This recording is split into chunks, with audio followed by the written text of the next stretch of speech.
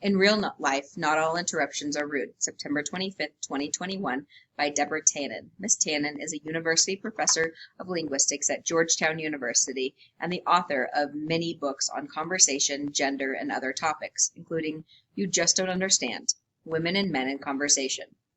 Interruption, the offense of stealing the floor when someone else is talking, has become the grand larceny of conversation.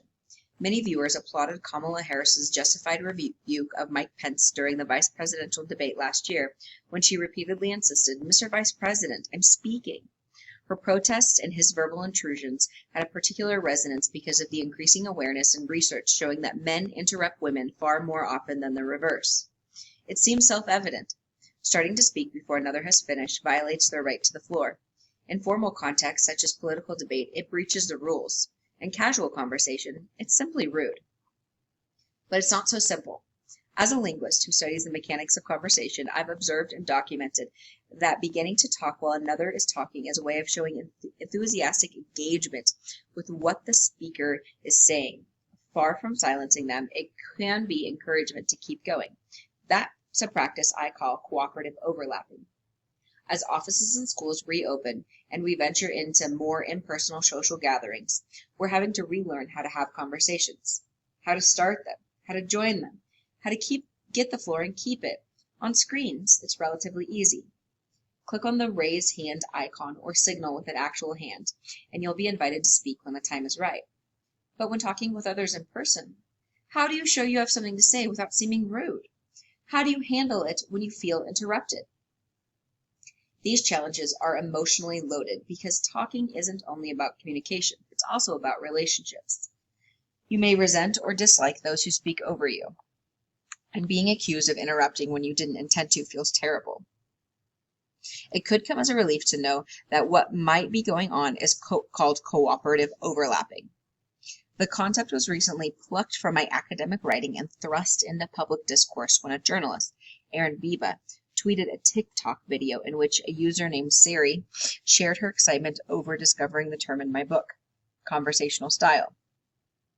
Many expressed their relief that the interrupting they had been criticized for is recognized supportive conversational move. OMG, it feels so validating to hear this has a name, tweeter and entrepreneur and writer Anil Dash. I really struggle with talking over people. I understand many experience this very negatively, but it's an incredibly difficult pattern to change because it's literally how I grew up communicating enthusiasm and support. Indeed, cooperative overlapping, like all conversational habits, has cultural roots. It is learned the way language is learned, by hearing others talk while growing up. I first identified the conversational move and its misinterpretation while analyzing a dinner table conversation I had taken part in, along with 5 friends. 3, including me, were from New York City, 2 were from California, and 1 was from London. By transcribing the 2.5-hour conversation, timing pauses, and noting when 2 voices were going at once, I saw that we New Yorkers often talked over others. When we did this with another New Yorker, the speaker kept going, undeterred or even more animated. But if we did the same thing with a non-New Yorker, the speaker stopped. Someone overhearing the conversation or reading the transcript might think it obvious that a rude interruption had occurred. Someone beginning to speak while another was mid-sentence and cut them off. But based on the close analysis of the entire conversation, I could see that the awkwardness resulted from deferring assumptions about overlap. Cooperative overlapping is a particularly active form of what I call participatory listenership. All listeners must do something to show they haven't mentally checked out of the conversation. If they don't, the speaker will have trouble continuing, as you know if you've ever talked to a screen full of motionless faces or a room full of blank stares. Signs of listening can range from nodding or an occasional mm-hmm or uh-huh, or a shower of them, to a murmured, I would have done the same thing, to repeating what the speaker just said, to interjecting briefly with a similar story, then yielding the floor back.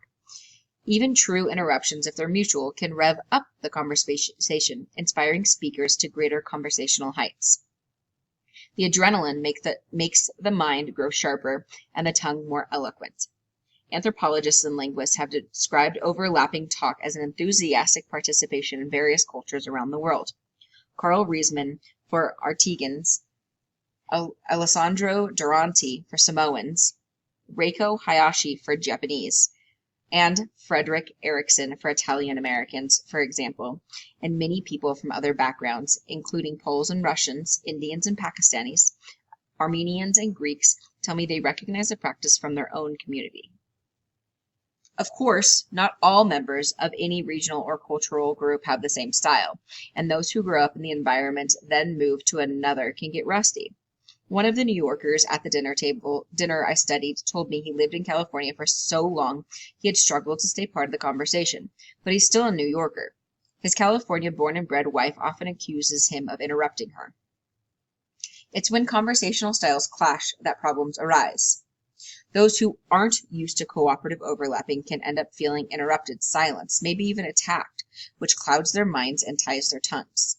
The Californians and Londoner in my study felt that the New Yorkers had dominated the conversation. In a way, we did, but not because we meant to. From our perspective, the others chose not to join. Cooperative overlapping is part of a conversational ethic that regards perceptible pauses as awkward silence, to be avoided by keeping pauses short or non-existent. Those of us who converse this way often don't realize that someone who wants to speak might be waiting for a pause to join in. Once, when I was talking about this study on a radio talk show, a listener called to say she identified. After she and her husband had hosted a great dinner party, he would accuse her of hogging the floor and shutting him out. "He's a big boy," she said. "He can speak up just like me or anyone else." In the background, her husband's voice explained why he couldn't. "You need a crowbar to get into those conversations." His metaphor was perfect. If the pause you expect between speaking turns doesn't come, you really can't figure out a way to break in. Not all overlapping is cooperative. It can really be intended to dominate the conversation, steal the floor, or even to undermine the speaker. But understanding that talking along may be cooperative can make our conversations better as we return to in-person socializing and work. If you notice someone has been silent, you might count to 7 before beginning to speak again, or invite them to speak. If you've been waiting in vain for a pause, you might push yourself to jump in. And if you feel interrupted, try continuing to talk instead of stopping. If "don't interrupt me" is sometimes a reasonable request, so is "don't just sit there, please overlap cooperatively." Deborah Tannen is a university professor of linguistics at Georgetown and the author of many books on conversation, gender, and other topics, including You Just Don't Understand, Women and Men in Conversation. Her most recent book is Finding My Father, His Century-Long Journey from World War I, Warsaw, and My Quest to Follow. The Times is committed to publishing a diversity of letters to the editor. We'd like to hear what you think about this or any of our articles. Here are some tips. And here's our email, letters@nytimes.com. Follow the New York Times opinion section on Facebook, Twitter @NYT Opinion, and Instagram.